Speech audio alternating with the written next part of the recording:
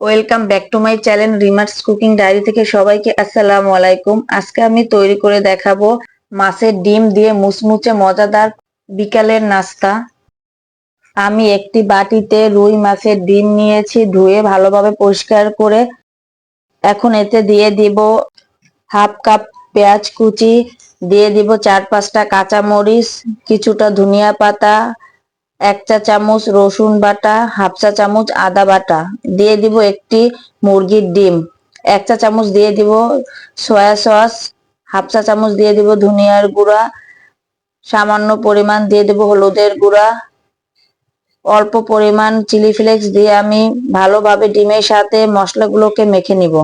মশলাগুলোর সাথে ডিমটাকে ভালোভাবে মিশিয়ে এখানে আমি এখন দিয়ে দিব 1 কাপে সামান্য কিছু কম আটা। আটা দিয়ে মেশানো হলে এখন দিয়ে দিব 1 চা চামচ লবণ দিয়ে মেখে চুলা অন করে একটি ফ্রাই প্যানে দিয়ে দিব পরিমাণ মতন তেল। তেলটা গরম হলে আমি একটি চামিচ দিয়ে গোল গোল করে চুলার জাল মিডিয়াম আঁচ রেখে আমি পাকোড়াগুলোকে ভেজে নিব।